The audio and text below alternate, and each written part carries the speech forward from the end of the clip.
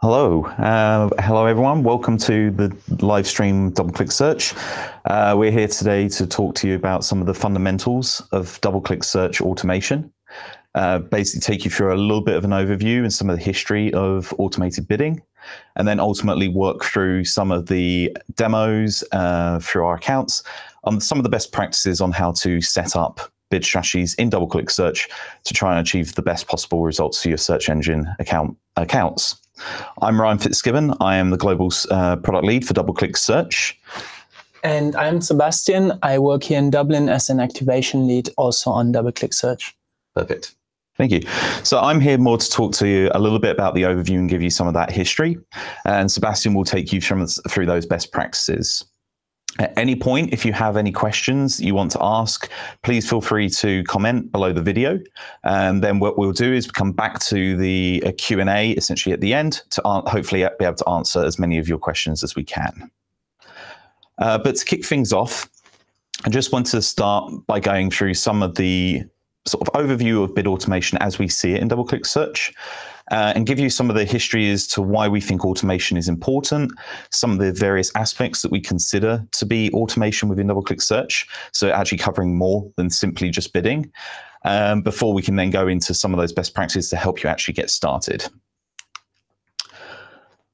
In terms of the importance of automation, anyone that's worked in the search industry for a long time will tell you that to begin with, things were very, very simple. You had a keyword, you had an ad, and you had a bid. And things were really simple to just kind of look at last click. Traffic was predominantly desktop and predates kind of iPhone and mobile web experience. And it was all very much same session. So determining your bid was very, very simple. So management was very, very easy. You didn't really need to rely on any form of systems in place to try and automate any bids for you. But over time, Google has got more sophisticated. To begin with, they just added very simple signals that you could adjust for. So as the birth of mobile web came through, you then had to start worrying more about actually taking your keyword bids and then giving adjustments to cater in for the fact that you might have desktop, you might have tablets, you might have mobile. People were then more keen to understand how their bids should vary over the course of the hour of the day and the day of the week. And then even down to more simplistic targeting options that we have today, like locations, saying that actually one city or one country or even one postcode might perform differently to others, and you'd want to factor that into your decisions. Even at this point, management would have been fairly straightforward. The real challenge is then actually the complexity that you get from all of the options that you have to take into account today. So now we've moved into a sort of multi-touch point world where actually just looking at the last click isn't really sufficient. You need to understand that conversion path and understanding the value that comes from conversions and not just simply the conversion rate. But then there's all this wealth of other information that's available. Some you can control yourself. So things like audience segments is just kind of one simplistic example where you can adjust manually for these aspects. But there are other aspects that are intrinsic to the Google systems, like the browser that the user is on, the operating system that they're using, which search partner network they're on, and other very simplistic things like language and application. So this is the point when we found that most advertisers hit a point where manual management of their keyword bids and possible adjustments became too much.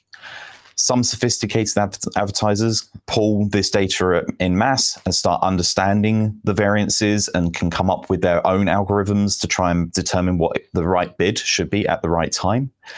But even the most sophisticated advertisers are beginning to admit that keeping up with the level of signals, being able to understand the combination of all these signals, so not just looking at, say, for example, the audience segment in its own right, but audiences in certain locations on certain devices, becomes a harder and harder challenge for them to actually run those algorithms, understand what the right bid is, and actually set that frequently enough to actually make an impact on their performance. So this is really where we start feeling that the automation really comes into play. And when we talk about automation, we do see this as being more than just simply one step of turning on automated bidding. Automation can start right from the very beginning, from a blank AdWords account or a blank Bing account, where you say, I want to actually bring in aspects of automation to every part of my account. And the simplistic example to begin with would actually just be the entities themselves. So the keywords, the product groups, if you're running shopping, all of these sort of targets that you want to begin with, you want to start thinking about how you can automate those to ensure that you're maximizing your depth and reach to understand which customers you want to reach against which keywords at any given time. But once you have these entities in place, so you have all your campaigns, you have your ad groups and your keywords, you then have to then think about the structure, particularly when it comes to things like targets. Understanding what are the right locations to be targeting. Should I be segmenting out sub-locations? Do I think about things like audience lists? And you really should have your campaigns dynamic enough to constantly change in line with how dynamic the customers that you're actually trying to reach are. Thirdly, then have the data itself. Are you actually getting as much information into the system as you possibly can? There is always going to be information that you know about your business and your clients, if you work in media agencies, to say, I have an understanding of what is about to happen, and I want to empower the system to understand that these things are about to happen and to plan accordingly, so you don't have to constantly be reacting to changes as they occur. And then you have measurement. Actually, then once you have everything running, you want to have your activity running and understand the value and where you should be applying it. So this is kind of the traditional attribution modeling piece around understanding which touch points are actually playing an important part to the user journey and automatically passing the right value back to the right entities in your account. So rather than having to do a lot of your offline measurement and then bring that in to the system so that the system can bid accordingly. Which brings us on to the bidding aspect, which underpins everything across all of those four sectors, to say there are billions of data signals when you do all the combinations of device and audience and location and keywords, etc., to actually process and determine what the right bid is at any given moment is a challenge for even the most sophisticated advertiser. But you want to be able to try and automate that as much as possible using the Google technology stack to be able to react, add to the performance, and predict it ahead of time. And that's really where we then look in terms of the individual features that help you achieve this. So from an entity standpoint, we're often talking within Google about things such as dynamic search ads, but within DoubleClick Search, we also have things like inventory management. And that's the ability for you to create templates within your UI to actually generate the campaigns and the rules for generating campaigns, ad groups, keywords, ad copy, and even site links. To say, I have a basic feed of information about what I sell, and in a shopping world, that is very simple. You'll have a Google Merchant Center feed with a lot of the information that you want. But this does extend beyond just shopping to things like travel. You might have hotel chains with information about the individual hotels. You may be an airline with information about all the individual routes that you fly. You might be a financial services client with all the individual products that you offer. You can use that feed of information inside DoubleClick Search in the UI to create these templates so that anytime a new product is added to that feed, the relevant entities are automatically created. If you remove those entities from the feed, you can either pause or remove those entities from your account. From a structure standpoint, there are 3 key features to help organize your structure. And these are going to be touched on a little bit later, but these are things like adaptive audiences, adaptive locations, and for retailers, adaptive shopping. The concept here is to take the information that already exists within your account and automate the process of doing the analysis and adding the appropriate targets based purely off performance towards your goal. From a data standpoint, DS has two features. One is business data. That is the ability to provide us with more context for those individual entities that you have, or individual services or products or routes or hotels, for example, that you have within your within your databases. Bring that data in and use it for the purposes of improved reporting, or even setting very simplistic rules, like if a particular hotel is over an 80% occupancy level, then I want to pause activity against that hotel. And then there's the offline conversions API. And this is the ability for you to upload conversions that may be happening offline into our system for the benefit of reporting and optimization. Simplistic example could be an automotive client that are generating leads online, but then the purchase of a car happens offline.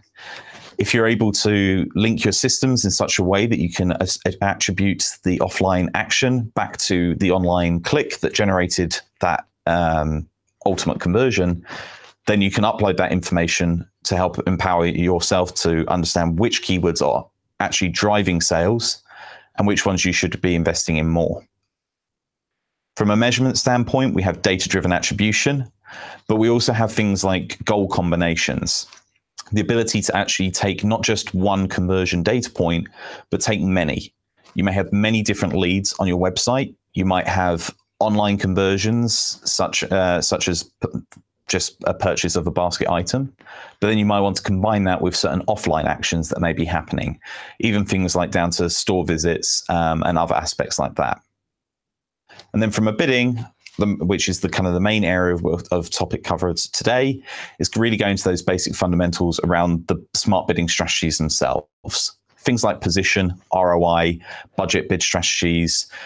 Ultimately, whichever goal you're trying to achieve, there should be a bid strategy that reflects that goal.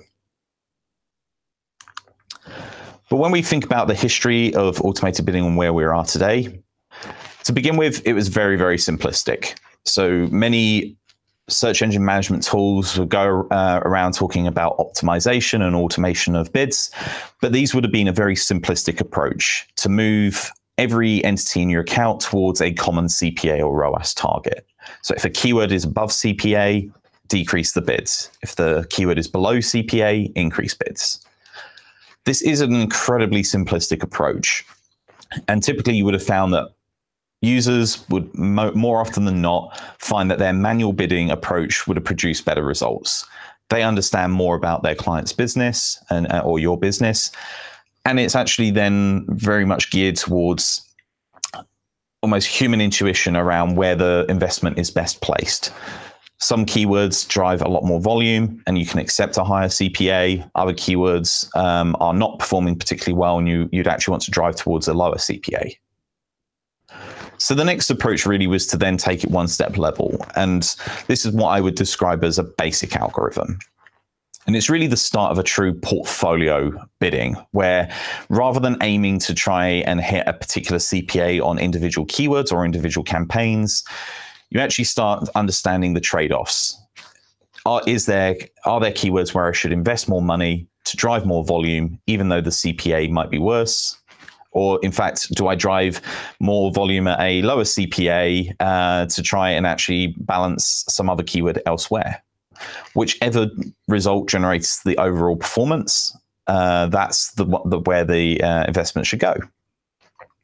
Again, sophisticated manual bidders may often see better performance based off of their own analysis of their account data and what the right approach would be. But where the real step change in performance came was, in more recent years, when we actually get into the world of machine learning. And to me, this is very much a move away from trying to just simply react to the changes, but actually move towards predicting them before they happen. So from a reaction system, the rules-based and basic algorithm approach is purely relying on having data in your account to be able to say, the CPA is too high or too low, and we need to react accordingly. Where the machine learning systems come in is actually taking all the data signals of what it's understanding of your historical performance to say, actually, should I be increasing the bids now? Because I know in the next 24 hours or the next 6 hours, the conversion rates are about to increase. This is a real upward shift in terms of data volumes, which gets to a point where actually most manual bidders are rarely going to outperform the machine learning systems. And I feel most advertisers that have used search engine management platforms will likely have tried and tested auto bidding in the past, more when it was basic algorithms running the portfolio effect, and haven't necessarily invested heavily into testing these systems now that we're utilizing far more advanced machine learning technologies. But where we see ourselves, particularly on the DoubleClick search side of things, is actually being in a world where we're utilizing some of the more advanced machine learning capabilities of Google. So really, this is going down to auction level signals to predict the performance of individuals rather than relying on kind of just the historical performance of individual keywords. This also opens the door to a more open framework to help you customize data towards each advertiser's performance to generate even better results. So bringing some of the information that you know about your business, particularly offline conversions, and utilizing things like data-driven attribution, you can really actually get to a point where the performance is really customized to your account, and actually leverage that machine learning to drive better performance, particularly by moving from that reacting to predicting. Actually having a system that understands what is going to happen and when really means that you can take advantage of the opportunity rather than constantly be missing the opportunity and trying to react to the performance as it happens. So in terms of where we kind of see the vision, there are 3 key areas of investment into where we want to take bidding. The first one is really to enable you to easily visualize and understand the impact that any change to your bid strategy has to your performance. So if you're adding entities, if you're removing entities from a bid strategy, if you're changing targets, what impact is that having on your account performance? The next area is just, almost needless to say, constant improvements to the algorithms. There's always more data, more signals, more combinations that we can take to perform even better predictions and be able to react even faster and better to the unexpected. And the last one is really to go deeper into the integrations to gear individual bidding decisions down to individual auctions rather than just looking at a keyword level as a total.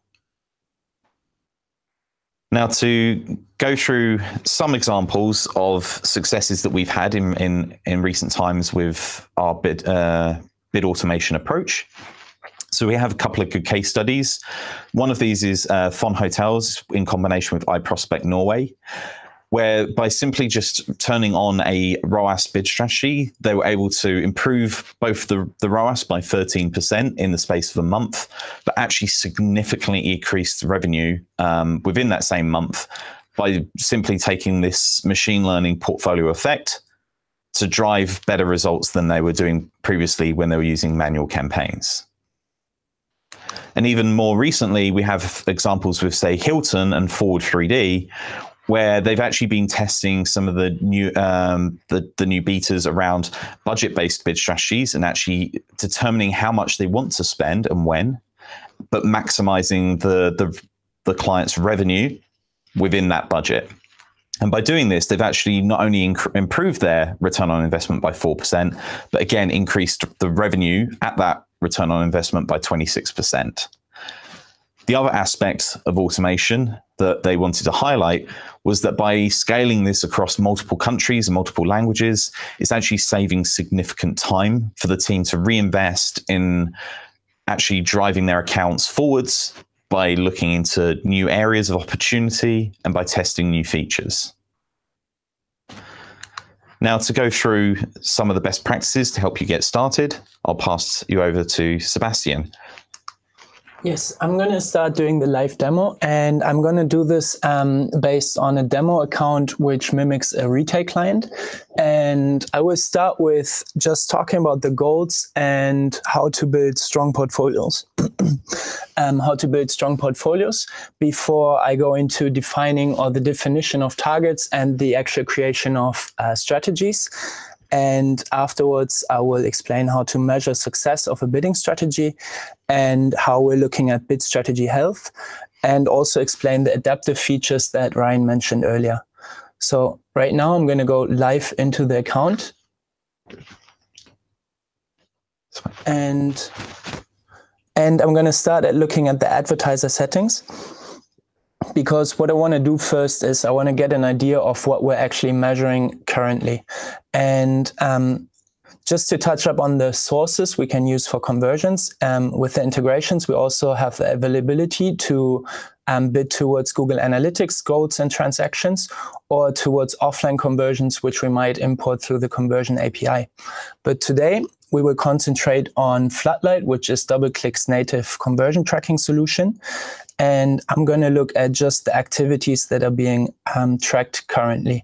And here I see that we have a sum of 24 different conversions in the account, and we can segment them by the conversion type. So we have two different types. One is actions. So actions would be a simple counterattack of the website or on the website. And this usually is the visit of a key page. So for example, Hooper's demo store, they have a store locator where users can visit the website, go to the store locator and find a store that might be nearby their current location. And this is a quality interaction with the website that this retail client would want to maybe optimize for. And then we're seeing that we're not only having actions, we also have transactions. So transactions, this would be the actual sales tag for which we record revenue or measure revenue as well. So here we're seeing the thank you page. So it would be a classic checkout on the e-commerce store, and we're recording revenue. And now what I'm going to do is I go to the campaign overview, and here we want to really segment all the campaigns just by the goals they are following. So the goals of optimization we're having, or more importantly, the business goals that we have for each campaign or for a group of campaigns. And Hooper's demo store, they're going to do this simply by segmenting by brand and generics. So for branded campaigns, they really want to drive visibility. They want to make sure that they are on top of the page and that they drive high volume in traffic at a good position. What I'm going to do is I'll filter just by campaign name, because for Hooper's demo store, the campaign name reveals whether it's brand or generic. And I'm going to segment or filter for brand. And I see that they have 10 campaigns in which they are trying to drive branded traffic. And yeah, this is a demo store, so not all the data makes sense. We're seeing an average position of 12.5. This doesn't necessarily make sense especially not for branded campaigns. So here, more realistically, we would be looking at something between 1 and 2. So it might make sense for them, based on the historic data that they see, to optimize towards a position of 1.4, for example. For the generic campaigns, what really matters is driving revenue. So those are product searches, generic product category searches, and they are shopping campaigns as well as search campaigns. And here they really want to drive revenue. So what do? We're filtering for campaigns that do not include brand, and therefore we're filtering for all the campaigns that are generic. And what we want to do now is we want to surface the relevant metrics or KPIs for those generic campaigns that would indicate a good ROAS, for example, so good return on ad spend. And we can just search in the columns for ROAS, for example. So here we have a ROAS value, that's return on ad spend. Just quick explanation, that would be the revenue we're recording divided by the cost. So if we're having a value higher than 100%, that would mean that our revenues exceed our cost. And this is a column I just want to add. This ROAS column here is the standard column. So this would be the sum of revenue of all the transactions in our account. And what I can also do is I could filter this when I go to custom conversions, floodlight, new column. So here I could filter this for just one transaction, because maybe that's just the one that matters for my goal. And I can do so by searching, adding the thank you page one, and then selecting the metric. So what is it that I want to report on in the campaign overview, for example, for this column? So here I could do transactions. So one transaction is basically just one user reaching the thank you page. This transaction includes revenue. The revenue might change between transactions. So one person might buy one item that's very cheap, and then the next one might buy two items that are very expensive. So the revenue might vary a lot. And also the number of items they are buying within each transaction, or within transactions in total, is something we can record or we can report up on when we're selecting items here. Okay, for now, I'm just going to concentrate on the sum of those values, so the sum of all revenue and the sum of all transactions. And previously, I've actually set up a filter or a view that surfaces all those KPIs that matter to me. And I do this because I don't want to select the columns each time I go into the account, because those are metrics that matter to me maybe on a daily or weekly basis. And therefore, it makes sense to just set up a view. And what I'm seeing here is I see transactions, and transactions is something I want to look at when I optimize towards revenue, because this is essentially the conversion volume that I have within the portfolio, so within this group of campaigns. And the transaction volume kind of determines how stable, how will be the bidding strategy, and how much volume or data volume the algorithm actually has to learn from. So currently, we're looking at 20 weekly conversions with a history of 3 weeks of constant conversions coming in. That has been after an update to the algorithm.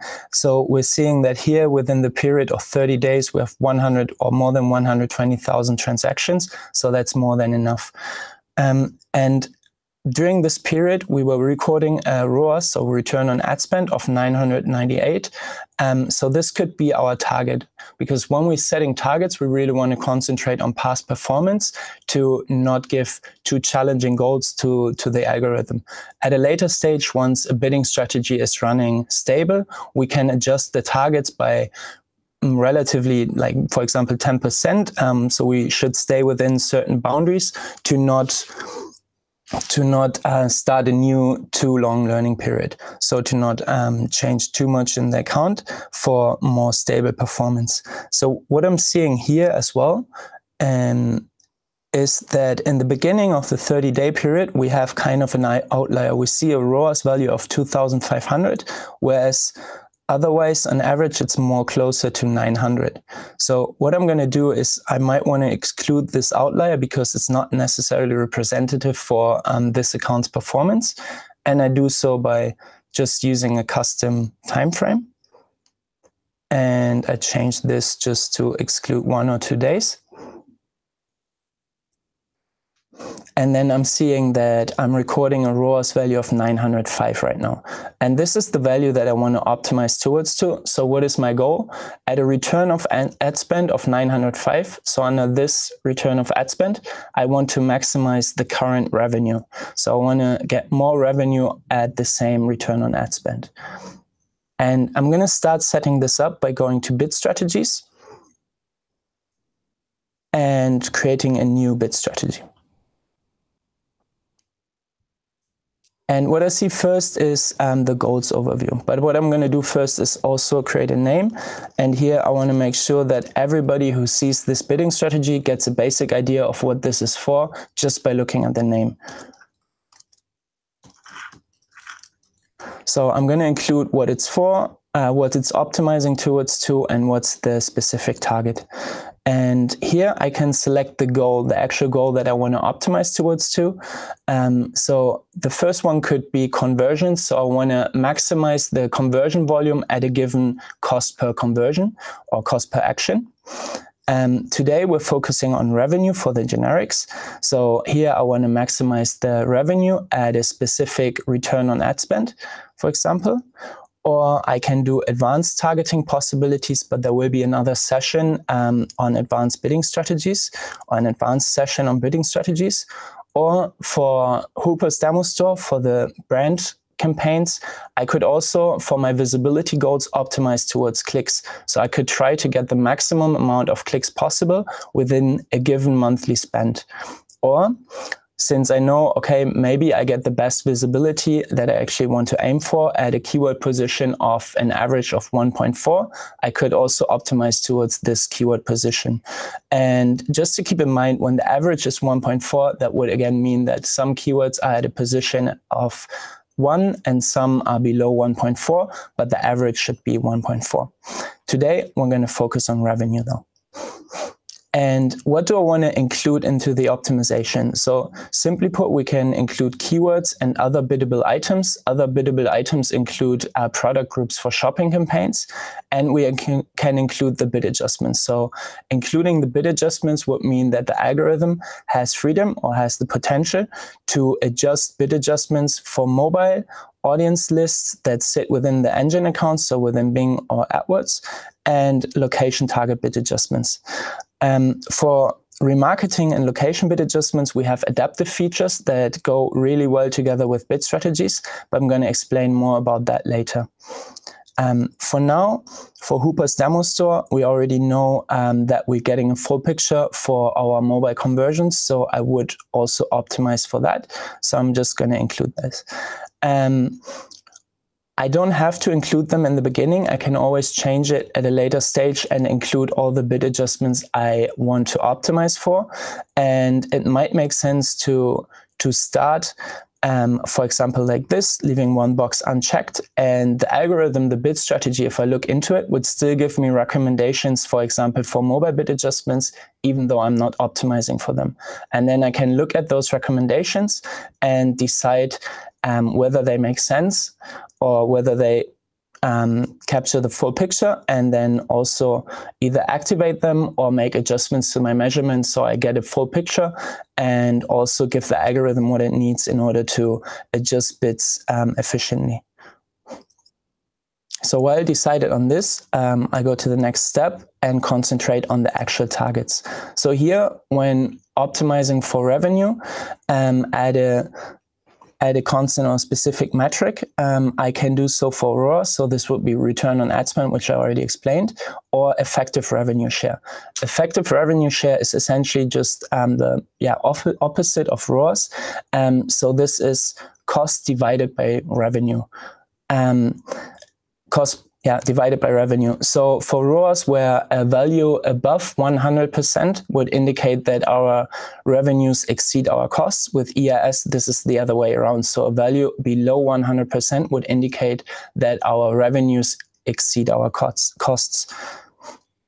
So I'm going to click ROAS, and we had a value of 905. So for every dollar we put into this bidding strategy, into this, those campaigns, we want to get $9.05 back. And as a conversion source, I'm going to just select DoubleClick Floodlight, and the advanced session will probably touch up on more of those, and attribution model.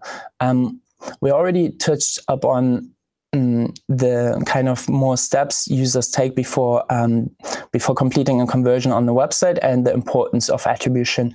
And there will be more live streams about attribution, but for now it's just important to know that here we can decide which model we're actually using. Last click wouldn't necessarily capture the full pictures, so but just for simplicity reasons we're leaving this as it is today. And I'm going to include cross-environment conversions, since Hooper's demo store, they already noticed that close to 60% of their conversions or their traffic volume is coming from mobile, and their users are switching between devices. So we want to actually capture that and include it into the measurement, especially since we activated mobile bid adjustments. And the conversion type is all transactions. So I'm trying to maximize the revenue I'm recording across all transactions on the website. And then I can go to the next step, which is the minimum and maximum bid. So we have to set one, and here it's important to not restrict the algorithm too much. What I'm going to do is just start with $0.1 and a maximum bid. I just put 7. Here, the maximum bid, a good rule of thumb could be to use something that's 30% higher than the current max CPC or the current highest max CPC in the portfolio. What's really reassuring though is that later on when I'm going to show you the health report, anyways, there's a health report in the bid strategy that would flag if those minimum and maximum bids, if they restrict the algorithm in any ways, if we're losing conversion volume and optimum performance because of those bids or those restrictions. And then we can actually act upon them. Okay, now I'm just gonna save the bid strategy. And I go back to the campaign overview. And now I still have the filter from earlier in place, so this only includes my generic campaigns. Therefore, I can just go to Edit, change bid strategy, and it would automatically select all campaigns across all pages or matching the filter. So matching the filter would be the case. I search for my bid strategy. There's a lot set up because it's a demo account. So what I would be looking for is the 905% ROAS one. And where would I apply it? At campaigns across those engines. So which engine, which search engine the click is coming from is also a valid signal we can optimize for. So it makes sense to include multiple engines into the same bidding strategy or same group of campaigns. And I'm going to start immediately. What also makes sense for reporting purposes is to just apply basic rules that would add a label, for example, here for generics target ROAS 905%, whenever the campaign is using that bidding strategy. And one reason why I would do this or why I would recommend this is because if we're visualizing up on a bidding strategy or bid strategy with executive reports would let us segment for labels, but not necessary or not for bid strategies. Yes. And this is it for the account demonstrations. Now I'm going to go back to the slides to do a quick recap.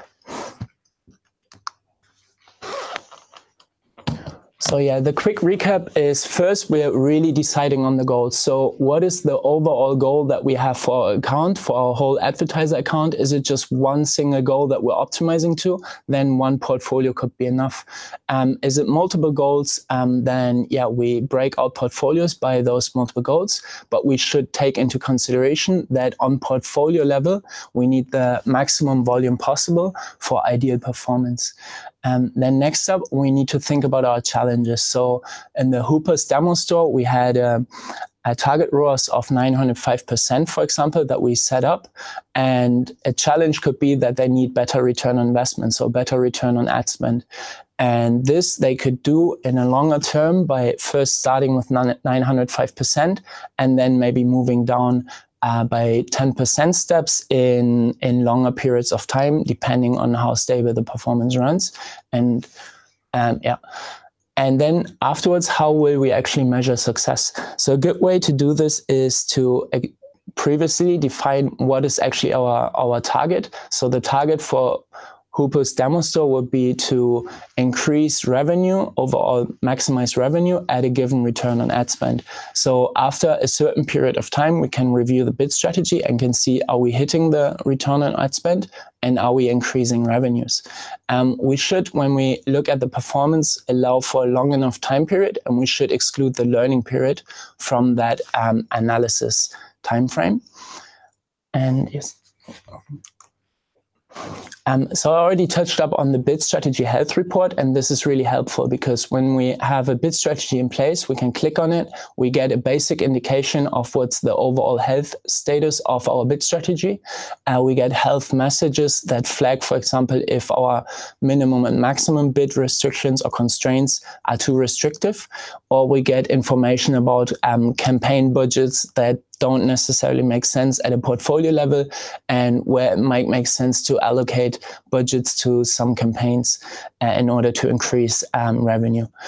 And also what we're seeing is information about learning periods. So here in this screenshot, we see that the first few days were the learning period, they're in gray. Then there was a critical issue, then it was being resolved, there was a minor issue, and then at some point there were maybe some major changes in the account, so it was learning again. So here we really get all the information we need about our bidding portfolio on a very holistic level.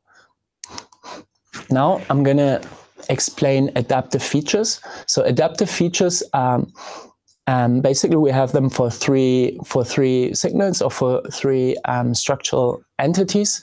One of them is adaptive geo, then we have adaptive audiences and adaptive shopping. And they work really well with bid strategies, because if we apply a bid strategy to a campaign, then this campaign already follows an overall goal. If we don't apply a bid strategy in order to use those, we first have to apply a goal to the campaign that the campaign is not necessarily optimizing for, but it still knows what's the goal. So adaptive geo, how does it work? If we're, for example, on campaign level, activate this, then using very broad geo-targeting, for example, for the entire UK or the entire Germany, then it would break out locations within the top level or the higher level location in order to change bid adjustments or to set bid adjustments, to bid down on some granular locations and bid up on other granular locations in order to increase overall return on investment. Adaptive shopping would do a similar approach for product groups, so it would subdivide product groups in order to push those that drive better performance or more revenue, and bid down on those that don't drive as good performance. With adaptive audiences, we're limited to the audiences that are already present in the AdWords account, but the algorithm here can find a data-driven approach to find out which audiences make most sense to append to the ad group or campaign, and then it would automatically add them, and also keep an eye on not having too many audiences attached to each ad group or campaign, in order to keep like a holistic overview as well. And also then going one step further, we'll place bid adjustments based on those audiences. So the proxy we'll really be using here is the conversion rate and whether or not it differences from the average campaign performance. Yep. And that's it for the basic smart bidding session. Next live stream will be the smart bidding session advanced. So there we'll concentrate once again on goals and best practices per vertical, weighted conversions. So if we have many actions on the website that we want to drive, some are more important than others, how can we represent this in one single formula column, and how can we optimize towards one goal that accounts for this different weighting? And then how can we apply different position segmentations or position strategies for branding effects? How can we effectively run a performance analysis for our bidding portfolio? And we're going to go into portfolio bidding theory a little bit deeper as well. So that leads us to our Q&A. So hopefully there's lots of questions in the comment section that we're going through right now. Okay, so maybe to get started, we'll have a look at the first question. So they would like to know about the new DS beta that in theory doesn't need 600 conversions a month to work properly. Do you have an update on this? I think generally, when it comes to DS bid strategies, we don't necessarily have a hard limit like other systems might have to say if you don't achieve a certain threshold, then you won't be able to use the bid strategy at all.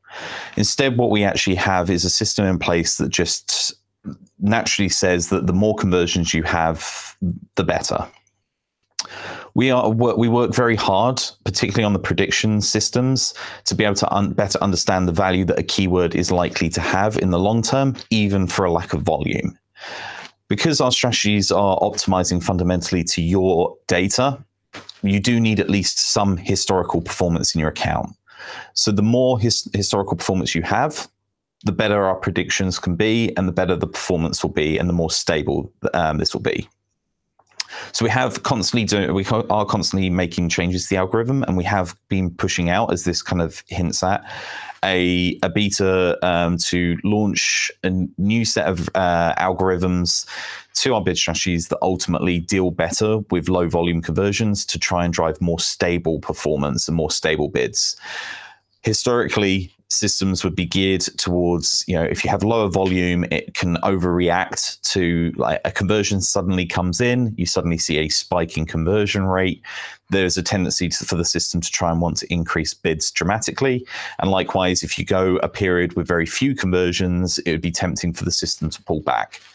Our algorithms now are pushed to try and deliver better and more stable performance on that. That is currently rolled out to more than 50% of all bid strategies that are running on DoubleClick Search today, with the aim of actually having that rolled out to 100% of all strategies in the very near future. So I'm hoping that basically answers that question. It would be interesting to hear feedback from customers over time as this change rolls out. So please speak to your account management team around performance, and hopefully we can see some really good strong feedback of improved performance and improved stability, particularly in low conversion accounts. The next question, so what are the differences between the Floodlight ROAS strategies versus AdWords target ROAS bid strategies, and why should I use Floodlight instead of AdWords? I think it's a very interesting question, and there is no kind of one straightforward answer. Ultimately, when you're using a ROAS strategy in DoubleClick Search and using a ROAS strategy in AdWords, you are utilizing a very similar approach in terms of machine learning technologies to perform those predictions, to determine the right bids at any given moment. I think when we actually break down to the use of Floodlight instead of AdWords, typically advertisers that are using Floodlight are using media across more than just search. Floodlight, by its very nature, is a double-click wide tagging methodology. So that tag will span across search, display, YouTube, and other sources of inventory across many third-party inventory sources within the DoubleClick stack. So when you're actually looking at Floodlight, you're not just deduplicating and looking at conversions coming purely from AdWords. You are looking at conversions and understanding if users are moving between search and display, between AdWords and between Google and Bing, or between other search engines. So when you're actually using Floodlight, you are typically seeing a more accurate view of what your where the source of your conversions are coming from, rather than if you're using the AdWords conversion tags, you're almost like isolated at looking at just the world of AdWords and attributing back to the clicks within AdWords only. Okay, next question. If I set a target ROAS of 300% and the bid strategy reached this target, how do I know if I could gain much more revenue with lowering the target ROAS with a few percentage points? Maybe Sebastian, you want to take that one? It really depends. Like, first of all, we want to be in line with our historical performance and just keep a constant target and let the algorithm optimize towards this target while maximizing the revenue. And then also in the next session, we're going to touch up on a forecasting tool that would actually visualize the potential revenue loss or volume loss that we would have by lowering the target by, let's say, 5%. Yeah, so there's tools that can help you actually visualize this once a bid strategy runs stable and once the algorithm has an idea of what lowering the targets would indicate or imply. Perfect. Going through some more. When achieving specific impression share percentages is the target, impression share percentage is the target for the client, which bid strategies would you employ? Is there anything on the DS roadmap to optimize towards this? It's a very interesting question, and I think one that we're very much aware of. For branding clients today, DoubleClick Search is very much geared towards the average position. So if you're looking to achieve kind of a first page position, you can utilize target positions to steer your bid strategies into the right direction. Understandably, depending on the number of people in the auction, you can have, say, a position 1, but not necessarily be achieving 100% impression share. Today, we see customers that are utilizing things like rules to actually increase bids against entities where the impression share drops too low. So that can be a manual layer that you apply over the top, just to sense check in case your positional strategies aren't achieving what you want to achieve. But we are looking to develop better bid strategies over the second half of this year that will actually gear towards tackling those impression share metrics specifically. So this is something you would see across a few different Google products, but I would just say reach out to your account management team to keep a closer eye on this. There is more information to come, but there's not much that I can share at this specific moment in time. So how long do we expect for a bid strategy to learn? I think this really depends on the amount of volume of conversions that we already have in the bid portfolio, on the bid strategy. And so, yeah, depending on the volume, the period might be longer or shorter.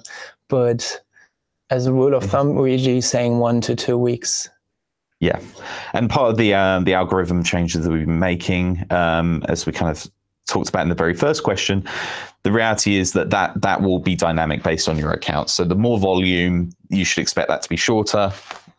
We try and make it visual in the UI as well to kind of help you understand when a learning period has ended.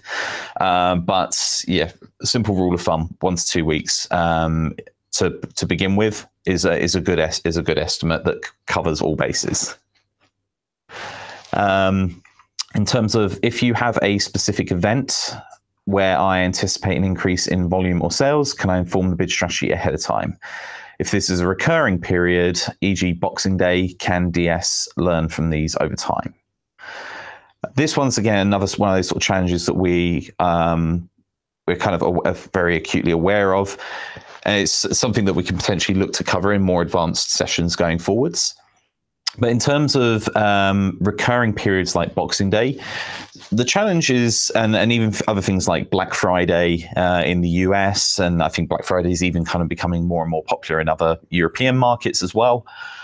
The challenge that we have with those is that they are only once a year.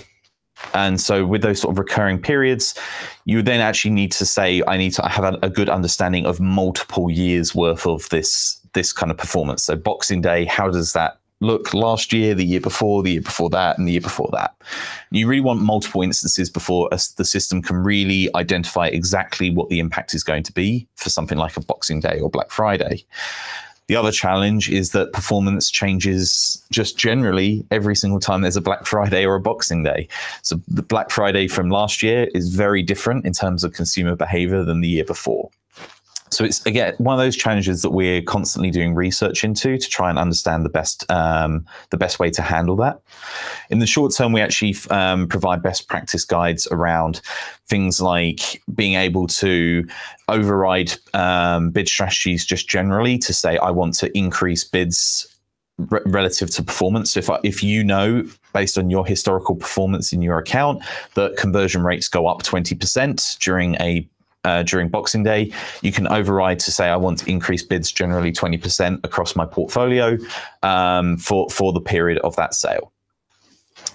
So we try to build those frameworks. We try to make that, again, easier as well. So rather than having to set up rules, we want to be able to provide us a calendar of when you're running sales, etc. So we can go through there and make sure we can drive performance. So what is the best way to manage keyword level budgets in DS to ensure that the best performing keywords get most of the budget? The reality is that's what the portfolio is trying to do.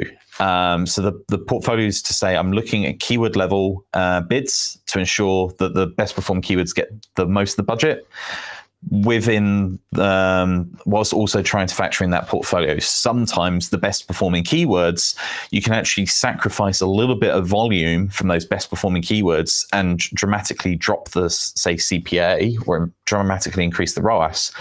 But the cost saving you've made by spending less on that keyword can be invested somewhere else to increase the spends on another keyword to drive more conversions or more revenue than you would have done with that same investment on that really good performing keyword. I think that's the topic we'll dive into more in the advanced sessions and portfolio theory in more. But I think it's almost like the job of the bid automation system to do that for you. And then final question, we'll go through, can you add shopping and text ads in the same strategy? The simple answer is absolutely. I suppose, should you add shopping and text ads into the same strategy will depend purely on what your business goal is. So to Sebastian's point earlier, what is your goal? If you've got a different ROAS or a different set of conversions that you're trying to optimize with your shopping campaigns versus your text ad campaigns, then potentially you'd be looking at building them into a separate strategy. However, to cover the portfolio effect again, if performance is strong on shopping and the performance is strong on text ads, and you want to just merge those into one strategy so that, if shopping performance increases even more, you might want to shift some bids away from text ads and towards shopping to get a better return overall from all your search activity, then absolutely feel free to include them in the same strategy. Yes. Perfect. In which case, I think we'll end the questions there. I hope for those that are watching found this session useful. For those that are looking for more advanced information, keep an eye out on your inbox for an invite to the future sessions where the team will look to go into a lot more detail about specifics of individual strategies, more advanced best practices, and like I say, cover some of those portfolio bidding theory in a bit more detail to try and help you better understand what our systems are doing and how they can help you drive even better performance. So thanks very much for joining, and I hope you enjoy your day. Yeah, thanks. Have a good rest of the day.